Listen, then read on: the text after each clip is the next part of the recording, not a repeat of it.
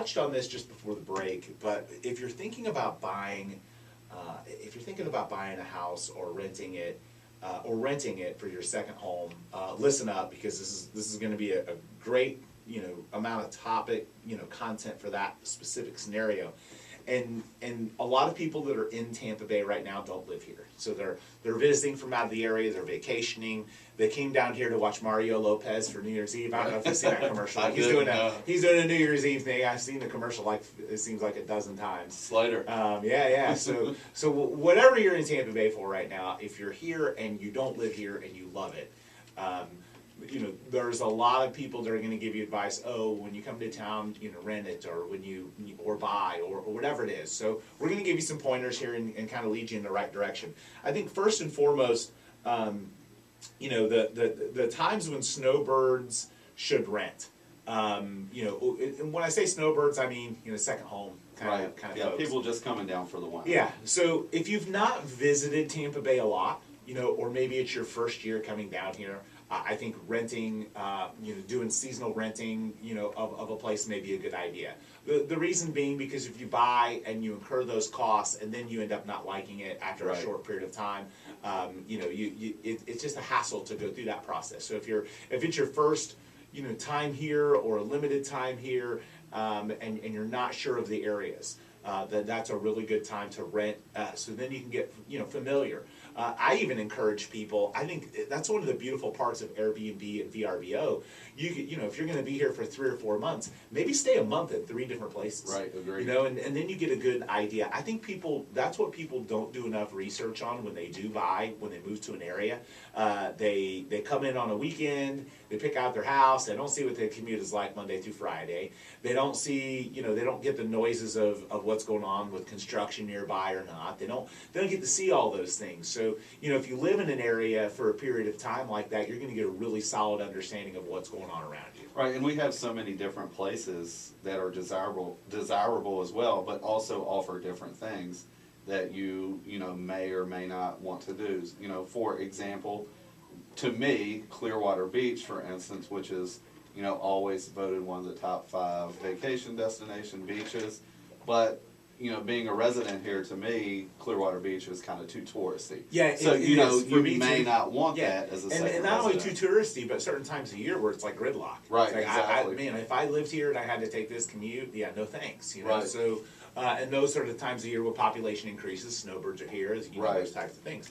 And again, to each his own. There's plenty of people that live in a beautiful property on the beach, on Clearwater Beach, and they just walk everywhere. Absolutely. They don't ever have to deal with the traffic or drive, But or they don't work. It's definitely something that as someone looking to buy a second home, that's something you may want to know. And I'm seeing more and more snowbirds. I think our understanding of what a snowbird is has just changed. It's always been, they come here and they retire.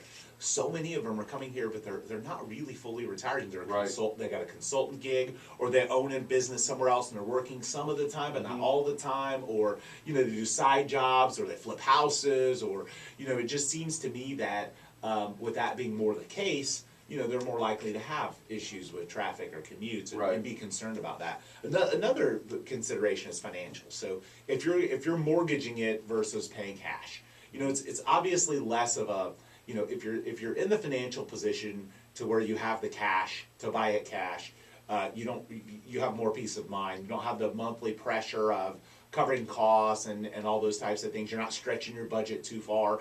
So in those types of situations, maybe you roll the dice and you don't rent, or you don't try it out, so to speak. Right. You just kind of go full forge ahead. But when someone's financing it, it's a little bit of a different risk scenario.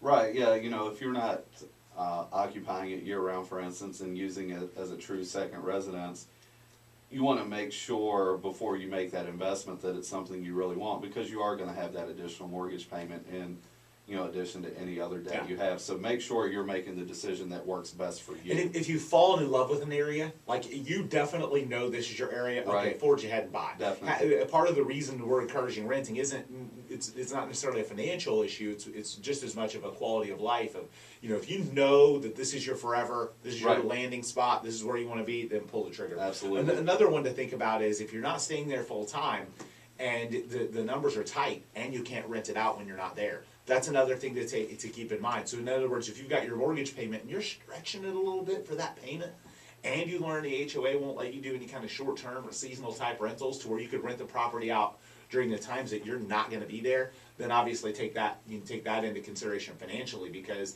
if you can do an Airbnb or VRBO and get some income from it when you're not there, that can help subsidize the cost of it, maybe relieve some of that financial pressure of having, that extra payment. Right, absolutely. Another thing, if you're really nervous about market volatility, this is a second home. You don't have to have it.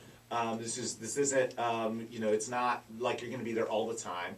If it's going to cause undue stress, let's face it, when you're, in retirement and you've done all the work, you've spent the years stressing out. Your retirement years, your golden years, those are not the years that you want to spend stressing out. Right. So don't add added stress. That's why I talked about, if you have the cash and you're buying it cash, and you're not going to have that same you're not going to have some of those same issues.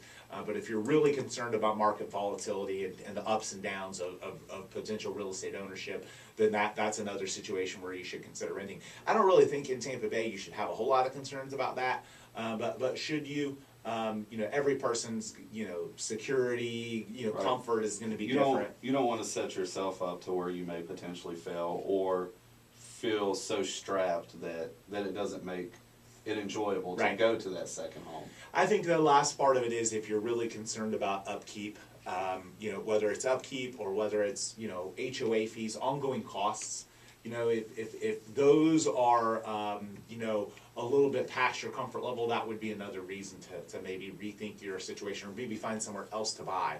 Some HOAs are managed better than others, Right. So